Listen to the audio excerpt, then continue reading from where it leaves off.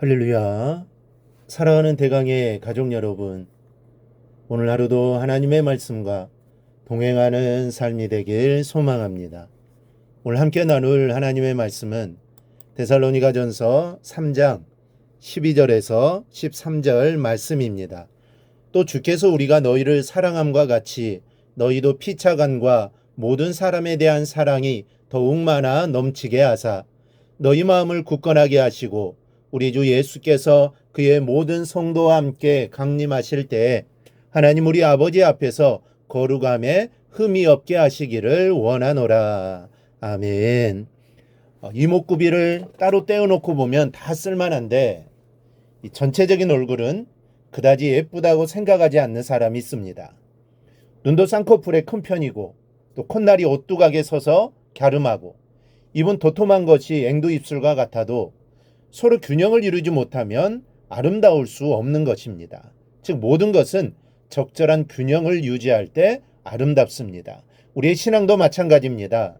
모든 면에 균형을 이루어야 합니다.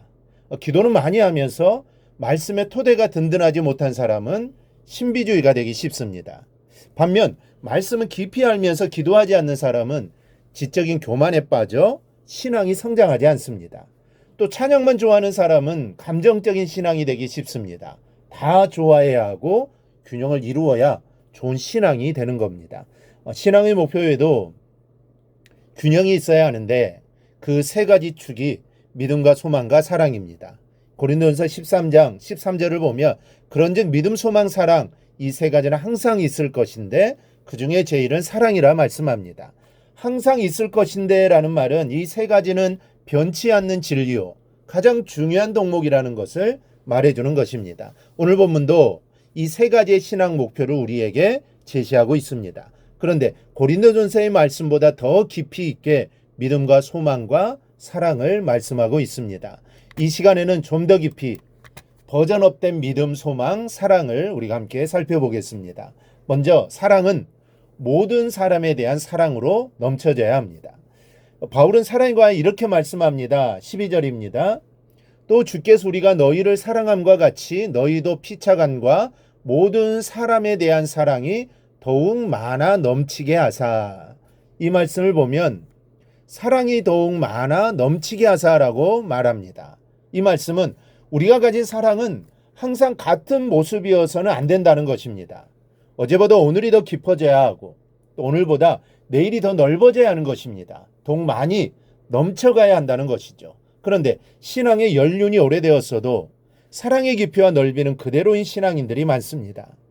참 변하지 않는 것이 사랑에 관한 우리의 모습인데 내 사랑이 변하지 않는 한 내 믿음이 성장했다고 말하는 것은 거짓입니다. 반드시 믿음은 사랑과 함께 성장합니다. 이 바울은 사랑이 점점 더 넓고 깊어져야 함을 말씀하고 있습니다. 우리가 너희를 사랑함과 같이 너희도 피차간에 사랑해야 한다라고 말합니다. 이 받는 데서 기쁨을 얻었던 사랑의 자세가 이제는 주는 데서 기쁨을 누리는 사랑의 자세로 깊어진 것입니다. 여러분, 내 사랑은 어떤 모습입니까? 주는 데서 더 큰 기쁨을 누립니까? 아니면 받는 데서 더 큰 기쁨을 얻습니까?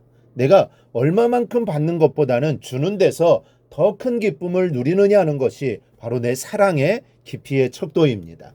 받는 것보다는 주는 기쁨이 더해갈수록 사랑의 깊이는 그만큼 깊어지는 것입니다. 이 사랑의 깊이를 더해가시기를 바랍니다. 또 바울은 모든 사람에 대한 사랑이 더욱 많아 넘치게 되었다라고 한다고 말씀합니다. 여기서 모든 사람에 해당하는 헬라어는 에이스 판타스라는 말인데 데살로니가 성도들만을 말하는 것이 아니라 모든 인류를 의미하는 광범위한 의미의 단어입니다. 그러니까 모든 사람에 대한 사랑이 더욱 많아 넘쳐야게 되어야 한다는 말씀은 신앙인의 사랑이 내 가족이나 나와 관계되는 사람이나 교회 안에 머물러서는 안 된다는 말씀입니다. 여러분, 사랑이란 도대체 무엇일까요? 마음이 나도 모르게 끌리는 것이 사랑입니까? 아니면 그 사람을 보면 가슴이 콩닥거리고 얼굴이 빨개지는 것이 사랑일까요? 할 수 있으면 함께 있고 싶고 함께 있으면 헤어지기 싫은 것이 사랑일까요?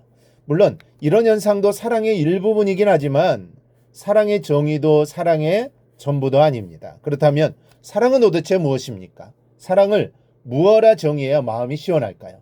사랑이란 한마디로 울타리를 뛰어넘는 것입니다. 하나님의 사랑은 우리가 스스로 쳐놓은 제약의 담을 뛰어넘으셨습니다. 그리고 죽음으로 소멸될 우리에게 손을 내밀어 주셨습니다. 그 대가로 하나님의 외아들의 피가 필요했습니다. 이것이 사랑입니다. 내 것을 희생하면서 울타리를 넘어 손을 내미는 것. 그것이 사랑입니다. 우리가 하나님의 사랑을 소유하고 있다면 넘지 못할 울타리가 없어야 하는 것입니다. 주님을 알지 못하는 사람들이 있는 곳이라며 그곳이 강도의 구렬이든 철의 장막이 둘려있는 공산권이나 회교국이든 그 울타리를 넘어야 하는 겁니다. 홍대가 필요하고 내 생명이 필요하더라도 그것을 희생하면서 울타리를 넘어 손을 내미는 겁니다. 이것이 진정한 사랑입니다. 작은 것보다 우리의 사랑을 넓혀가십시다. 사랑이 교회 안에 머물러서는 안 됩니다.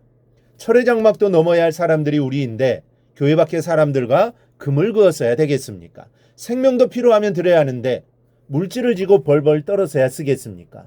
우리의 사랑을 버전업해야 합니다. 주는 사랑에 기뻐함으로 깊이 있게 하고 희생을 손에 쥐고 울타리를 넘는 사랑으로 넓어지게 해야 합니다. 그렇게 하면 어떻게 될까요?